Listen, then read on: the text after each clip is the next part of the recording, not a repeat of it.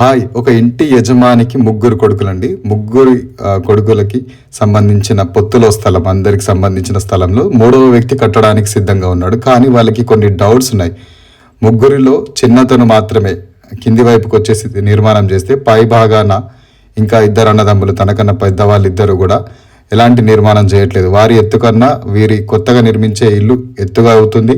అలాగే ప్లస్ పెద్దవాళ్ళు నిర్మించుకోకుండా, పెద్దవాళ్ళ యొక్క పొడవు వెడల్పు ఇంటి యొక్క డైమెన్షన్ తెలియకుండా కింది భాగాన చిన్నవాళ్ళు నిర్మిస్తే ఏదైనా దోషం ఏర్పడుతుందా, ఇలాంటి అనేక డౌట్స్కి ఆన్సర్ చేస్తూ మనం ఈ ఇంటికి సంబంధించిన కాలం మార్కింగ్ని, స్థలం యొక్క పూర్తి విభజన చేసి చక్కగా వాస్తు ప్రకారంగా అన్నీ చూసుకొని ఎలాంటి ఇబ్బంది రాకుండా కాలం మార్కింగ్ చేయడం జరిగింది. అదే ఆ ఇంటి యజమానులు వచ్చేసి లింగంపల్లి మల్లేశం గారు, లక్ష్మి గారు. వారి మూడో అబ్బాయే లింగంపల్లి ప్రశాంత్.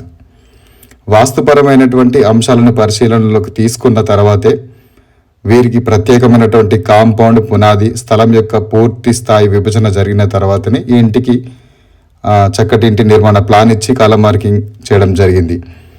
ఇలా గృహలక్ష్మి వ్యక్తిగత విషయాలను కూడా చాలా పరిశీలనలోకి తీసుకొని మాత్రమే ఇంటి నిర్మాణ ప్లాన్ డిజైన్ చేస్తుంది.